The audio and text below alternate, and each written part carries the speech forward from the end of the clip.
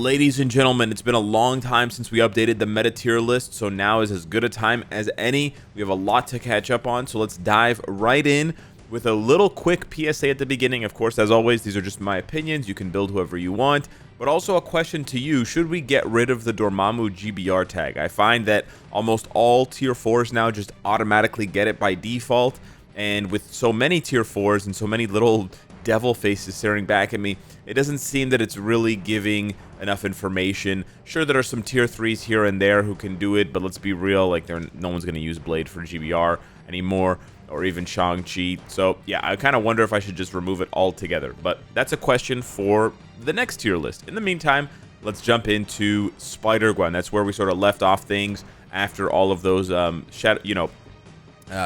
the Spider-Verse updates, and seeing Miles get upgraded and things like that. So Spider-Gwen would have been at the very top of meta defining because she basically came in and dominated everything from a PvE perspective as a speed female human hero.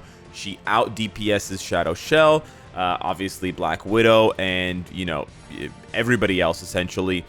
Really only competing with Gamora. I would say Gamora has the benefit of being able to switch into a villain and also having a very nice self-buffing lead. However, Spider-Gwen does have a lot more PvP value given that she has a counterattack, ignore dodge, ignore iframe ability, as well as having a more iframe ignore and other PvP aspects on her artifact. So a lot of weapons there for Spider-Gwen, very, very strong. Would have stayed at the top of meta dominating in my opinion, and honestly, regardless of what I'm about to say for Luna, Shadow Shell does get bumped down because she loses a bunch of the value that she had. However, Luna Snow coming in later does throw a wrench into this, but we'll cover these things chronologically. So for now, Spider-Gwen is up here in meta dominating as the sort of best female speed character in the game, which is a very valuable typing, a very valuable prototype of a character, sort of foundation of a character that we need desperately in the game. Odin, really glad I didn't do a tier list before he got buffed because he would have been pretty low on the tier list. Not gonna lie, he probably would have only been in meta gods, certainly not meta defining or meta dominating, I should say. However, since his buff, I don't know if he deserves to be in meta dominating anyways. Like, he's a very good character, but I don't know, it feels a little odd. Now, I do kind of think he deserves to be here because he has much more PvP value than Thor or Black Bolt, and he has similar PvE value to the two of them besides ABX ABL, where he kind of struggles. So I think for ABX ABL players, they're going to think that this is heresy and think that I should put Odin down here. I can absolutely already feel that from the ABX ABL community. But I do think overall, if you take the totality of his value, especially considering that he does have some PvP value, he definitely does, and certainly more so than Thor, especially not just the leadership, right? Damage reduction, the damage he deals, etc. I do think this is a fair place to put him. Now, if you ask me, do I want to have 5 characters in meta dominating in one typing for just universals? No, not really. Not really. I don't. It's too many. However, I think what that means is that I need to take some of these characters out so that the other categories are shorter, because we have 3 and 3 here in speed and combat, but then Blast and Universal are getting a bit long in the tooth. Now, funny enough, if you followed the game for a long time, you know that all things lead back to Blast and Universal types.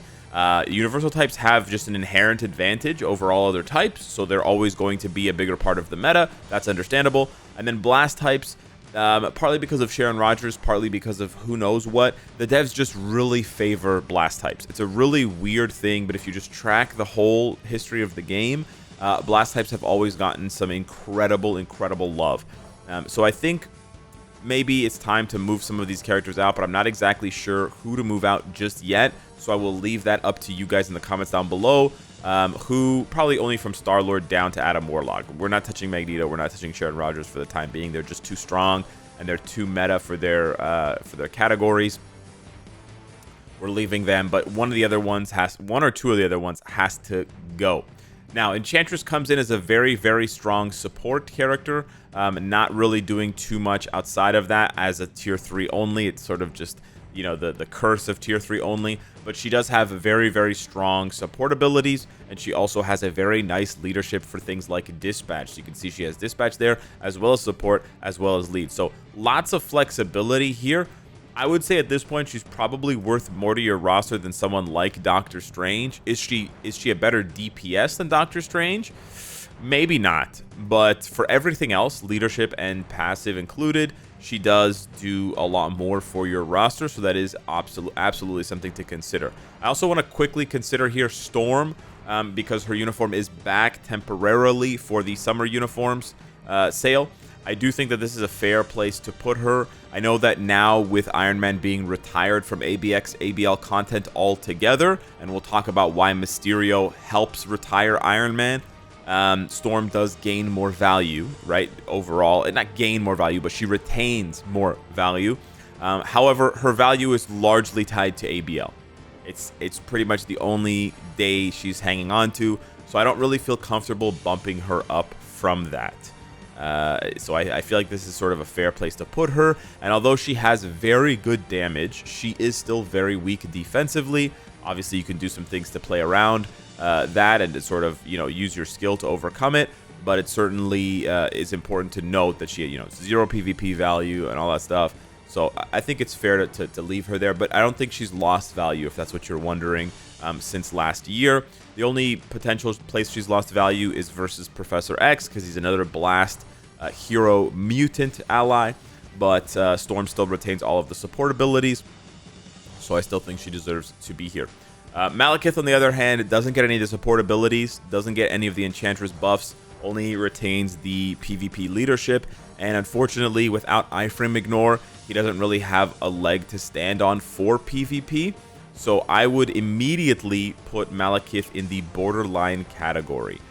Just to be nice, I'm going to put him at the top of borderline because I think he certainly outdamages a lot of these characters for the most part, and he has more, I don't want to say he has more flexibility, but he definitely has hope in case we get any sort of like resurgence of hero types, and certainly for PvE, if we see more heroes come out as bosses, Malekith's value just skyrockets. But in the meantime, yeah, he just kind of like a borderline character. And then Angela, certainly the weakest of the group, along with Malekith, but unlike Malekith, has a very good support passive, so she certainly deserves to be in the lead support category, and certainly above someone like Dr. Voodoo and Blue Marvel and Molecule Man, and I would say even Hela, and maybe not Proxima, because Proxima has a leadership to go along with the passive, although it only applies to villains, and generally speaking, heroes are a bit more abundant than villains, but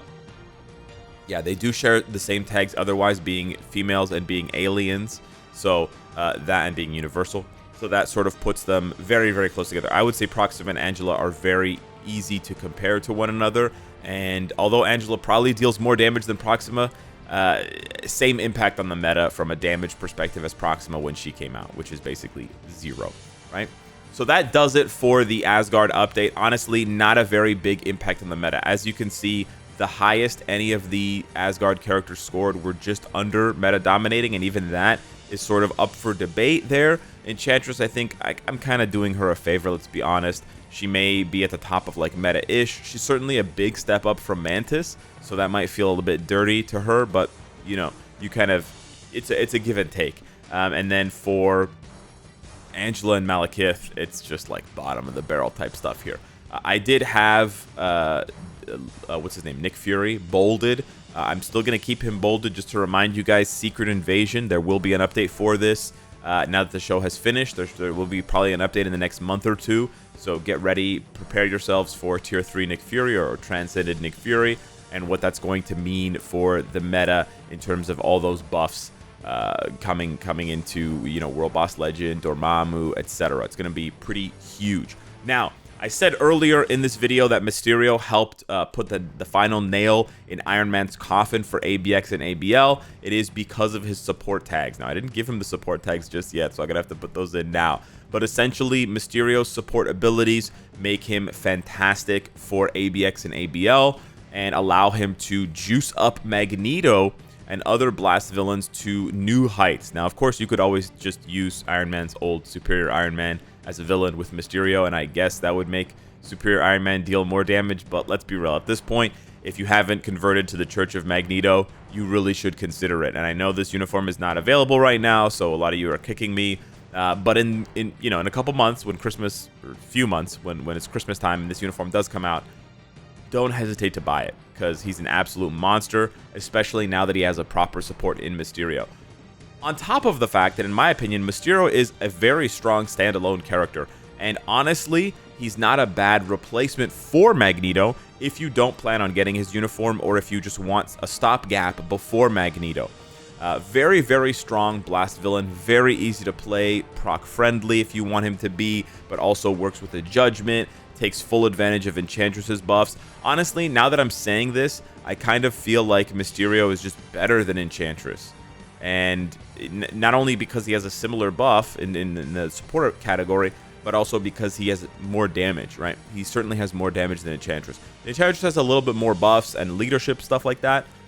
So she may have overall more value for your account if you're not looking for a damage dealer. But if you're looking for a Blast villain damage dealer, and they are pretty rare, as you can see, we only have 2 in this top 10 situation, then yeah, Mysterio is your man. Honestly, Mysterio might be a little bit higher on the list, depending on how badly you need an accessible Blast villain. But yeah, his uniform does go away after the summer sale. It's not available forever. So just like Magneto, you got to get it while it's hot, or else you're just going to miss it altogether. And then we come to Luna Snow. Surprise, surprise, Luna got the tier 4. And surprise, surprise, it's absolutely busted. And she immediately knocks Spider-Gwen off of meta dominating and becomes the de facto best speed character and the de facto best speed female hero. Now, no PvP value, basically, more or less, for Luna Snow here. So there is still some competition in my mind between Luna and Spider-Gwen. I think if you want to go PvE, it's Luna first, Spider-Gwen second. But if you want to go PvP, it's Spider-Man, of course, and then probably Spider-Gwen. So I sort of hesitate what to do here because we have a bit too many players at the top. I do think that Gamora is probably the biggest loser from this situation, although she does have the flexibility, like I mentioned, of being turned into a speed villain. But I think it probably goes something like this. Spider-Man still retains a lot of his value because he is still a dominant force in PvP, and although he's been basically banned permanently from Otherworld Battle, whenever he's unbanned, he'll rear his ugly head again. So I think this sort of represents what we can see in the meta here. It really depends. This is a bit PvP focused, I would say, and I think to maybe make it make more sense, you would give Spider-Gwen the PvP hammer, although she hasn't proven herself as a reliable PvP character. It's just that she has some of the tools for PvP that basically very few other speed types have, right? Shadow Shell only has it if you consider her in a Warriors of the Sky team, so she doesn't really have it unless you also have Blue Dragon tier 4, and you also have Sunbird, and you also have his artifact, right?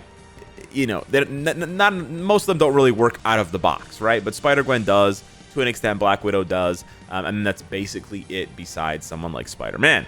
So hopefully that helps to sort of, demystify that sort of triangle competition between all these speed types. But we're certainly not, dry or sort of dehydrated, if you will, for speed types in the meta these days. We have a plethora of them. And then we come to Kang. Kang kind of sucks. I know I haven't made a video about him, and I apologize. I usually don't make these tier lists until I've made a video on every single character. I will be coming out with a video on Kang very shortly, essentially tomorrow.